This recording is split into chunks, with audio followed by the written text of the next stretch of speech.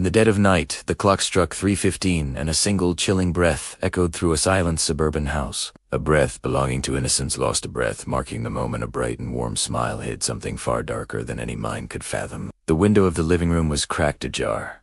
Subtle movement cast long shadows on the walls, and under the faint glow of a single lamp, a lifeless figure lay sprawled on the floor. That smile, gentle, welcoming, full of charm, frozen on a face that had moments ago radiated friendliness, now contorted by pain and shock. That smile which had invited trust, concealed betrayal, and became the last expression the victim ever saw. That is the horrifying truth behind what we now call a smile that hid pure evil. Tonight, we descend into darkness. Tonight, we unearth a story so twisted, so haunting, that once you know it, you may never look at a smile the same way again. It was a crisp autumn evening of October 1987, in a quiet cul-de-sac of a sleepy Midwestern town called Edgewood. Tree-lined streets, white picket fences, and a community bound by familiarity. The victim, 28-year-old Emily Carter, was known to neighbors as friendly, dependable, the kind of woman who returned borrowed tools with a plate of homemade cookies. She lived alone but was rarely alone, friends constantly dropping by, a close-knit circle, a job as a schoolteacher at the local elementary school, where children adored her gentle patience. Her life was modest, peaceful, full of routine: morning coffee, driving a red sedan to school, afternoons grading papers, evenings reading novels by lamplight. No enemies that anyone knew, no sign of conflict, just a woman quietly living, deeply trusted by all. Then there was the suspect, Mark Donnelly, a 32-year-old mechanic who lived a few blocks away. Mark was polite, charismatic, always wore a courteous smile when he greeted Emily at community gatherings. He volunteered at the local youth center, helped fix neighbors' cars, and seemed harmless enough, perhaps even kind. The community liked him. People assumed that behind that easygoing grin was nothing more than decent intentions. No one imagined he might be harboring darkness. On that fateful night, Saturday, October 24th, the weather was unusually cold for the season. A biting wind rustled fallen leaves against window panes, and the world around Edgewood seemed quiet, even serene. Emily had returned home late from a social evening at a friend. She reached her front door around midnight, fumbled briefly for her keys under the porch light, and slipped inside. The house greeted her with stillness. The only sounds, the ticking of an old wall clock and the distant hum of the heating furnace. She set her coat on the rack, unlatched a drawer for a cup of tea, and flicked on the living room lamp.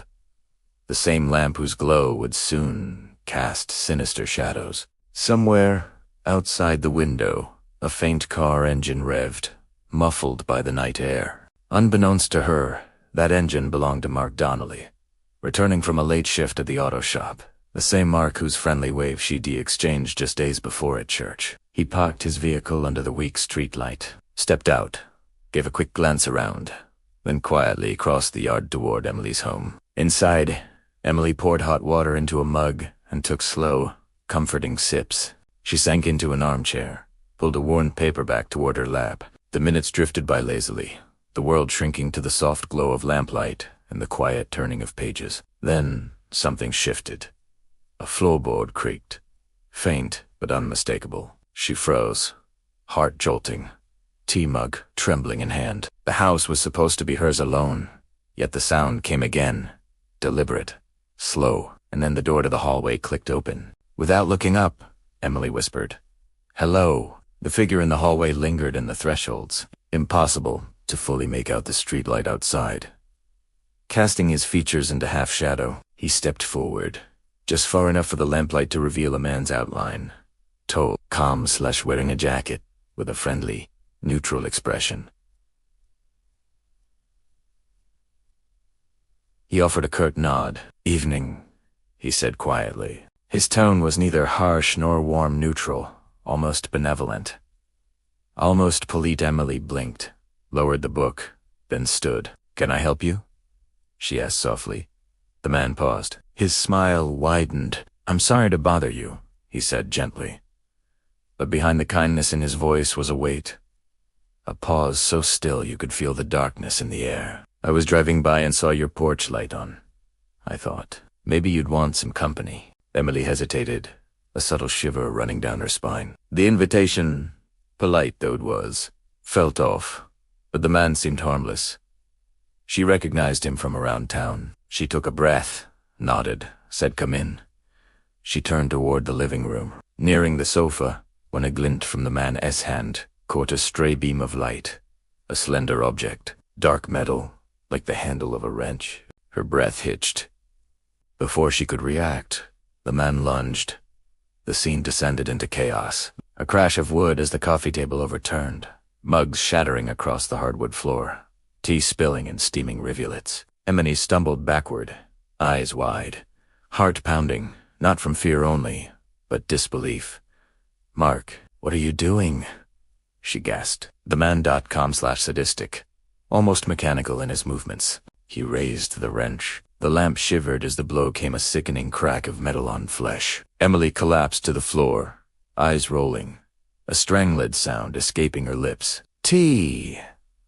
Tea!" Room spun. 10 fell silent. The only remaining sound, the hiss of the heater, and the soft drip-drip of falling water from the broken teacup. Her final sight. That same smile, softened now by satisfaction, flickering in the lamp's glow. 10, darkness. By morning, someone had noticed her newspaper was uncollected. Her red sedan still parked outside. Concern. Gray. A neighbor climbed through the porch light's threshold, saw the window cracked, and opened the door only to find horror. A broken lamp, shards of china scattered, and Emily's body twisted unnaturally on the floor, face pale and lifeless. Police were called. Sirens cued down the cul-de-sac, flashing red and blue light, painting the walls. The community screamed. No one could comprehend how someone with such a warm smile could commit such violence. Investigators from the county sheriff's office arrived. The initial crime scene. The living room was cordoned off. Evidence technicians snapped photos. The overturned table, the spilled tea, the broken mug, the glint of metal on the floor that matched a wrench handle, footprints in dust near the window, partial fingerprint smudges on the doorknob, a single stray hair clutched in the victim's fingernails. Nothing obvious, but enough to start asking questions. The officer in charge, Detective Sarah Benet, was methodical.com. Her voice measured. She interviewed neighbors. Yes, Mark had stopped by the day before, asked Emily for directions to the youth center. Seemed friendly, nothing odd. He had told someone he planned to come by later to return a borrowed tool. Many had seen him driving his battered pickup at odd hours, but no one suspected violence. Not a soul. The community trusted him. Behind closed doors, detectives scoured Mark's past. No criminal record, no violent history. Friends described him as quiet, generous, reliable, but under the facade of normalcy there lurked contradictions.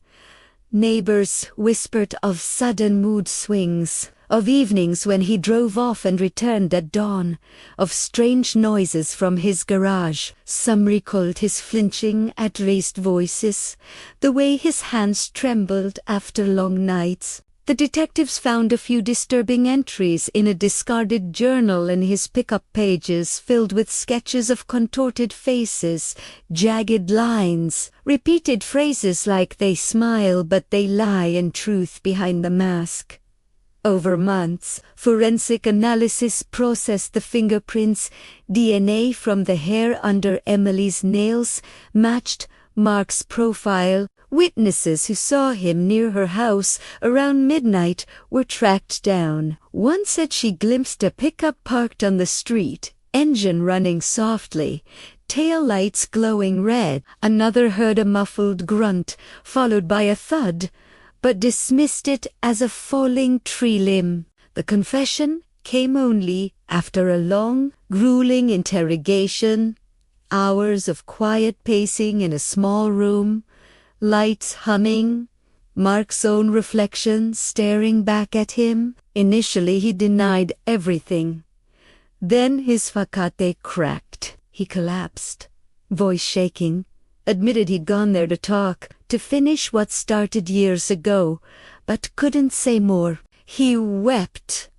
He claimed remorse. The wrench, still smeared with blood, dropped from his hands. In court, when the photos were shown, the overturned table, the smashed mug, the living room lamp casting ominous shadows on a pale body, all who had known Mark sat in stunned silence. The prosecution painted him not as a manic killer, but as a predator disguised behind goodwill. The defense argued a tragic lapse, an explosion of pent-up rage, but the jury didn't hesitate.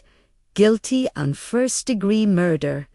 Sentenced to life without parole. The community wept not just for Emily, but for how easily darkness had slipped into their midst. Yet, even after conviction, unsettling questions remained. What haunted Mark so deeply that he could turn a friendly visit into a savage kill? Why the macabre drawings, the fragmented journal entries, and how many others had he visited with that same polite knock, that same harmless smile? During investigation, authorities discovered a few cold case files, suspicious disappearances of young women in neighboring towns. Patterns didn't emerge exactly, but each victim had last been seen with a kind, helpful stranger. None had a record. None had raised alarms. Could those smiles have been his doing too? The files remained unresolved, cold. The families of those missing women still waited, ever hopeful or ever terrified that the truth might come. Years later, the house still stands, vacant, a for sale sign rusted at the curb, porch light long since disconnected. Locals avoid walking past it after dark. The red paint of the sedan has faded, the driveway cracked, weeds sprouting through the concrete, a silent monument to horror. At community meetings, people speak in hushed tones, as though fear might wake anything in the shadows. He blended in, they say. He smiled, and they realize that sometimes evil comes not with roaring rage, but with unsettling calm. That sometimes the most dangerous person is the one who makes you feel safe. So tonight, as you sit in the darkness, perhaps a streetlight casting long shadows on your wall, think, could that neighbor, that coworker, that friendly face be hiding something far darker than any stranger on the street? A warm smile, a soft voice, daily kindness, innocence, trust, comfort, or a mask for something far more twisted, because evil doesn't always announce itself. Often it whispers, often it smiles. Thank you for watching. If you want more chilling stories from the hidden corners of humanity, make sure to subscribe to Midnight Crime Vault and hit the notification bell. And tell me, who do you think really stood behind that smile? Just one killer, or could there have been more lurking in the shadows?